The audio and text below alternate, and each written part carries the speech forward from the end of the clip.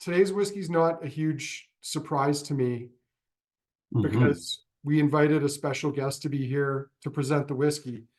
And contrary to what Jeff suggested at the end of last week's tasting in the chat, it is not Walter. Walter is not the special guest for the tasting. But instead, we've got our friend Bryce Parsons from Bear Hill Brewing, Last Best, soon to be Maligne Range, and some other things. We might need to let him explain to us not just about the whiskey, but where it came from and where it's going. So, Bryce, thanks for joining us tonight. While you're, I don't know if I've missed anything in the intro there that you want to add, but I'm going to crack open my calendar and fish out the bottle. But thanks for joining us. Yeah, sounds good. Thanks, Andrew and Evan, for inviting me. And wow, lots of people on these talks. This is my first one, that I've been on. So it's super exciting to speak with. I don't know. Maybe is this the highest echelon of whiskey? It's whiskey up there. Connoisseurs. It's a breed apart, some might say. Yeah. Yeah, it might be. It's either the upper echelon or the lowest common denominator, or somewhere in between. And are people who find most of our jokes humorous, or at least enough to stick around. But yeah, no, we've got some whiskey folk, and I can just see from the picture here, we've got people in Ontario, BC, Alberta. Presumably there's someone from Quebec on there too. Safe bet. But yeah, no, we got people from all over. Calgary, Northern Alberta, and the humor is bottom rung, but there you go. Yeah, so Bryce, Awesome. I've known you now for a number of years. We made a few whiskeys, one of which nearly killed you in the basement of Last Best. And most people don't realize, but that brew pub, which is one of the best in the city, also has a distillery quietly tucked into a corner of it. And you made some whiskey there. You made some whiskey in Fort McMurray, and you're soon going to be making whiskey in Jasper as well. Yeah. So, yeah, Andrew, like I think we're nearly pushing 10 years, I think now. I don't think we have an official start date. I've been with the Bear Hill Group for just over 9 years. However, though, friends before that as well. Mm-hmm. I got into this industry roughly over 10 years ago.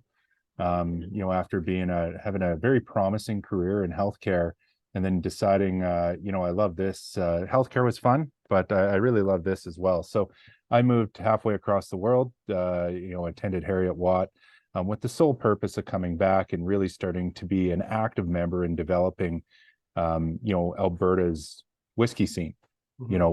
which takes a fairly long time there. So, I came back, got in the brewing, industry first. There wasn't really many distilleries around at that time.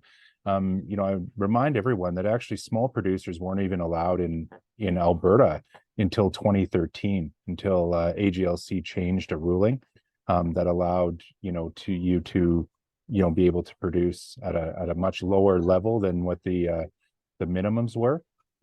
And so there it kind of took off. And at the time, the Bear Hill group, who started in Jasper and had as a brew pub company and expanded to Banff, had a brew pub in Wood Buffalo and right in Fort McMurray at the time, and was building Last Best in Calgary.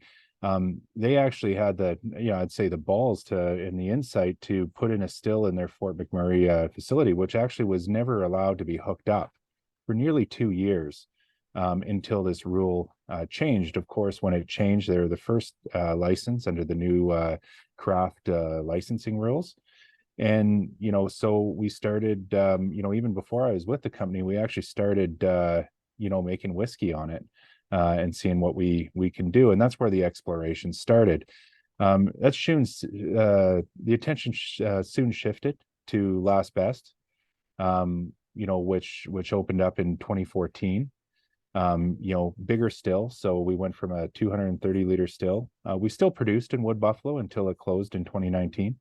However, we started producing at Last Best, and really kind of focusing, at the time, I think in the end, when we go where we go with this brand is we're explorers making whiskey for explorers.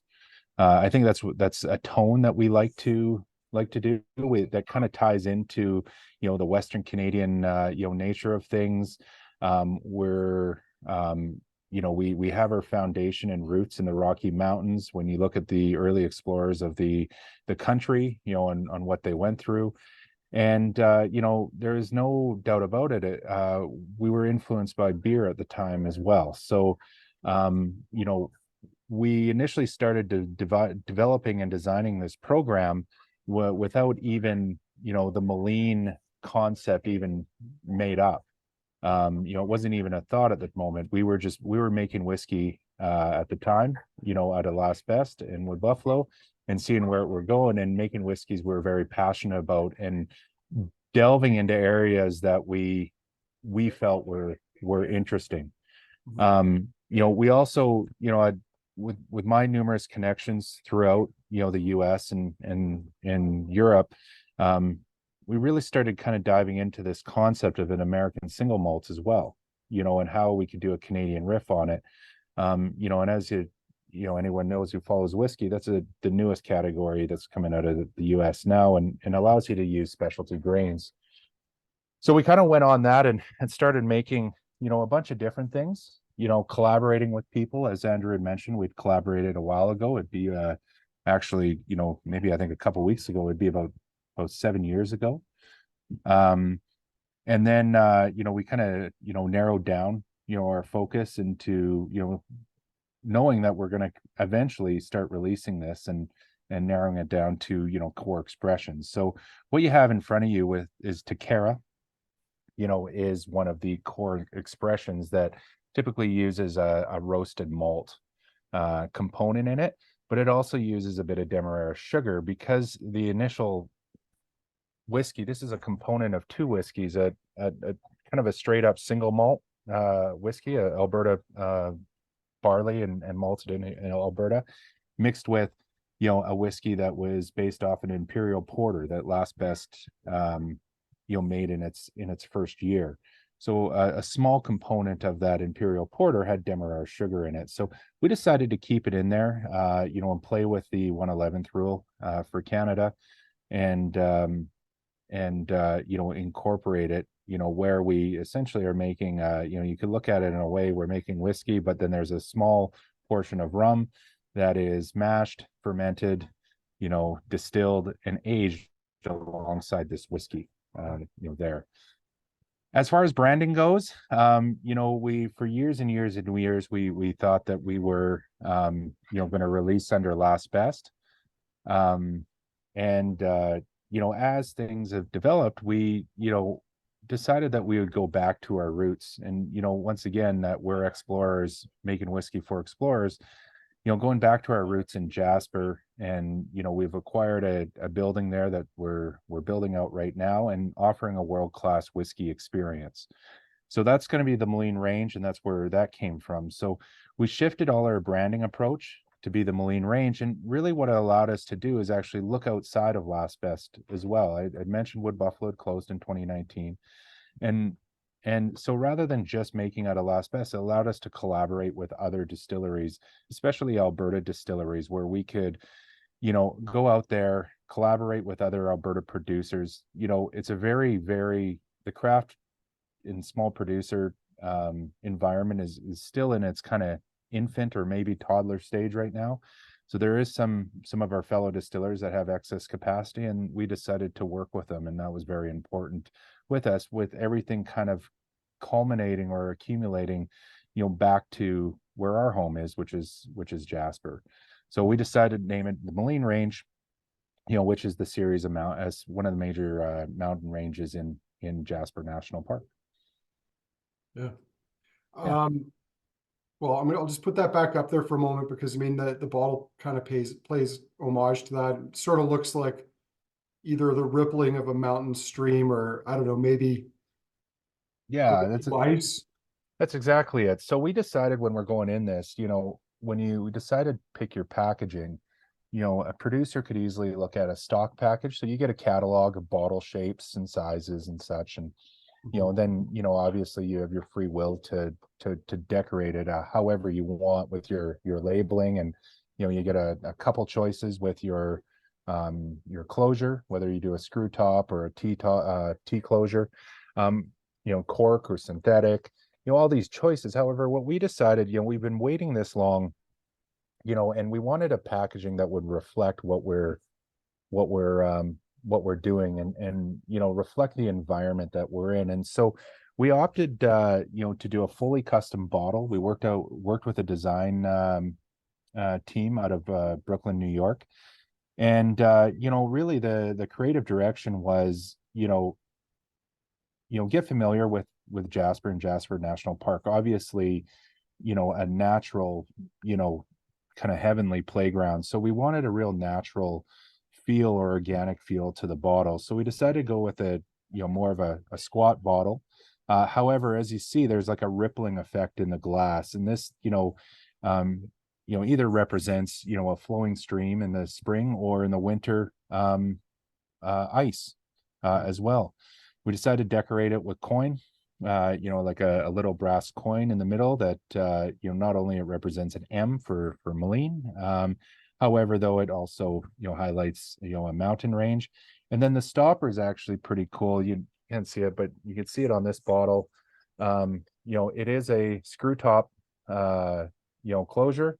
However, though, it's encased with wood with a brass ring, and then decoration on top. I think, you know, from what I've seen, this is one of the most beautiful, you know, screw top closures I've ever seen. The team did a fantastic job on it.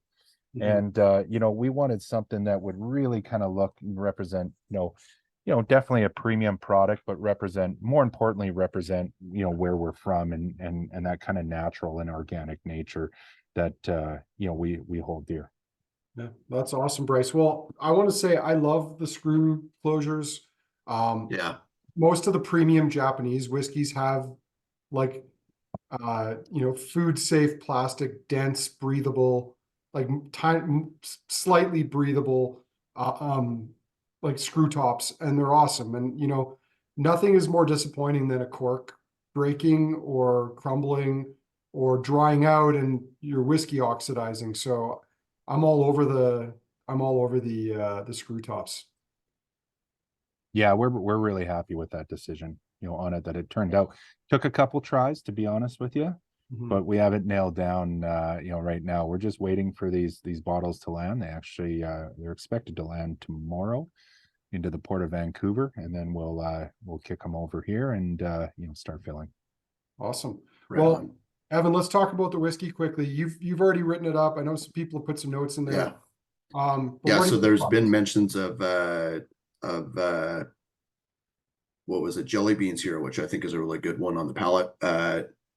It does sort of follow a little bit of what you get off a lot of American single malt, and even it's a two brewers in the Yukon, in a really good manner, where it's got this sort of candied / banana driven style on the nose, but it's got this great spice that comes through on the palate, along with everything else that I really enjoy as well.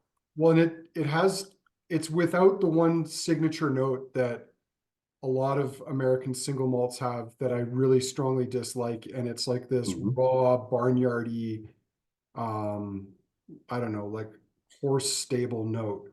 And Mhm. I think that's been a big turnoff for me with a lot of American single malt as opposed to Scottish single malt, is that it's so barnyardy and I don't like it. Mhm. Um, and Bryce, you're a distiller. You're kind of, well, you are the expert in the distilling side of things on this chat.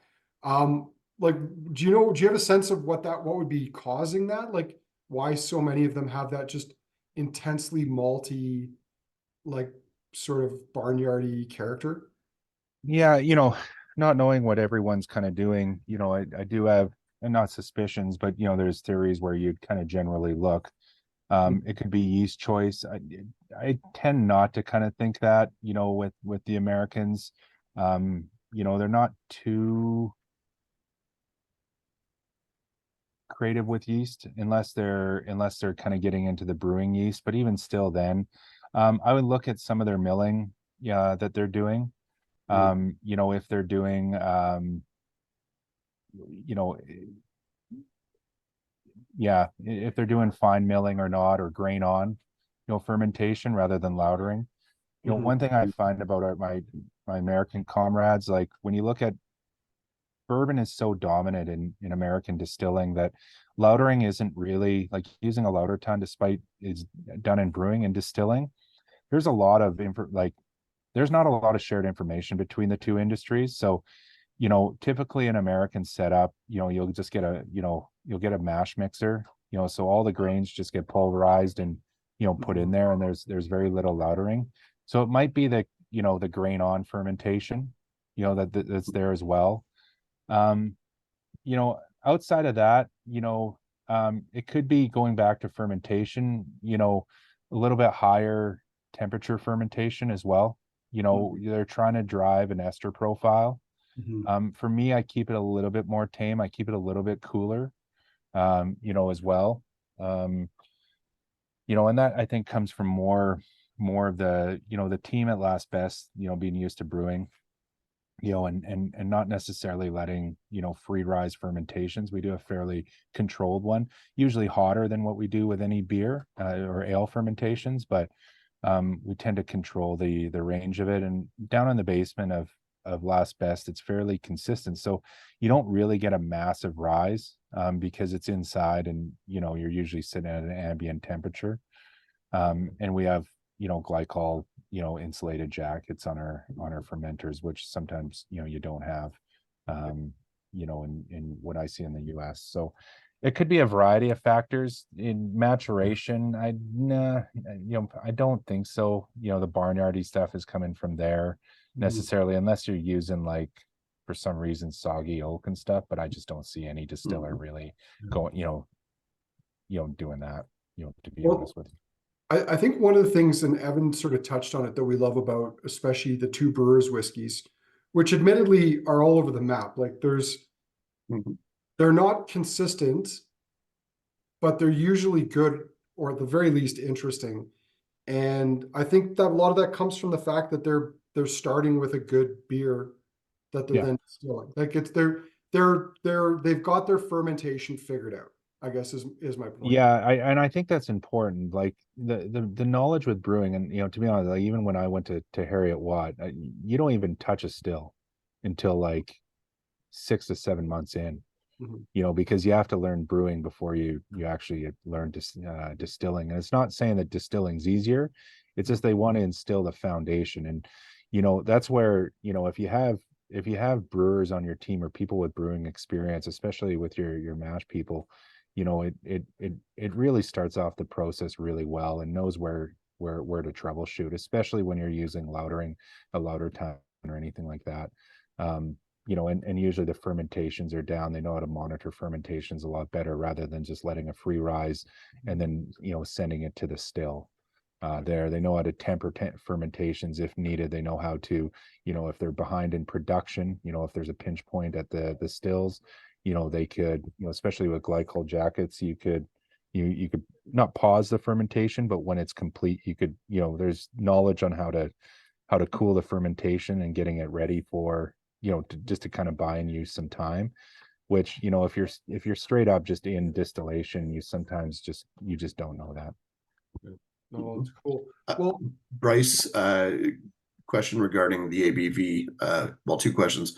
One, the 48% on the Tekarra here, is that something you see going through the lineup, like as a choice for alcohol level, or is it just a one-off for this one? Or and also No, with that, sorry, yeah, go go ahead. ahead, Evan. Regarding And the, also yeah, go ahead, you Evan. go. not being so Okay, and polite. also, yeah, yeah, this is the Canadian in us.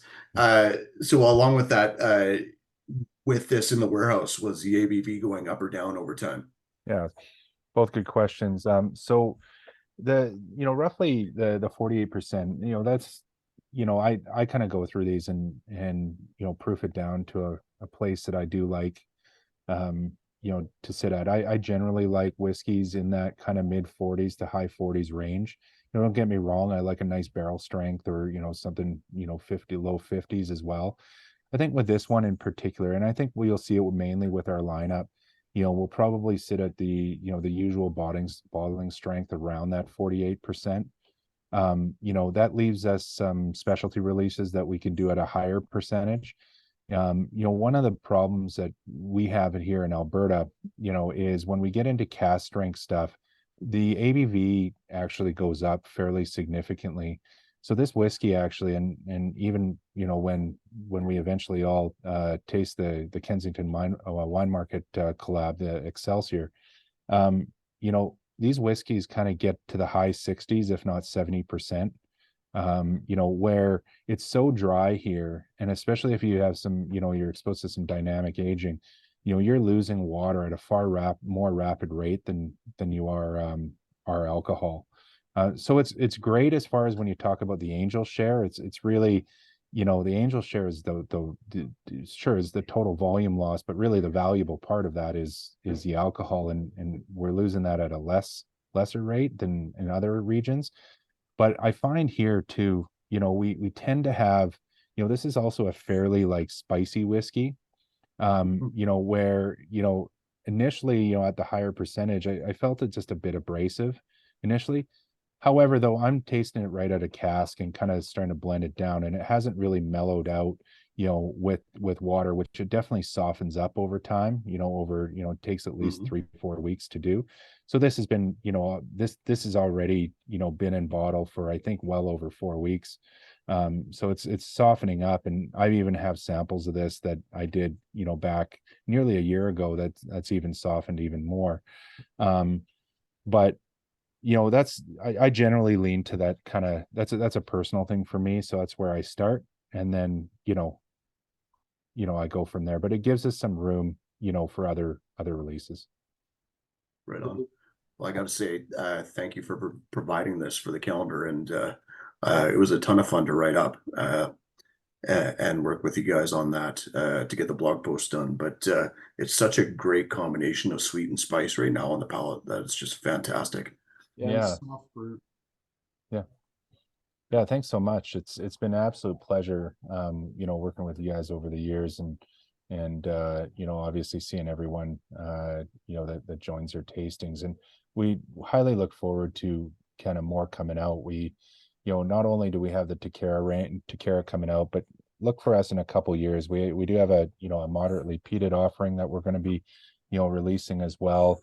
We're going to be playing with a fairly innovative type whiskey, once again, kind of based off a beer that we do, Cool. that plays around with that 1/11th rule once again, and a couple other releases. Plus, we have a whole, like our warehouse is just full of different things that we've, once again, we're explorers making whiskey for explorers. So what we're allowed to do in our Excelsior and our Kikeslin releases is released either, so Excelsior would be our like partnerships, collabs, it could be multi-barrel releases, and then Excelsior Reserve would be like our barrel pick of the year kind of thing.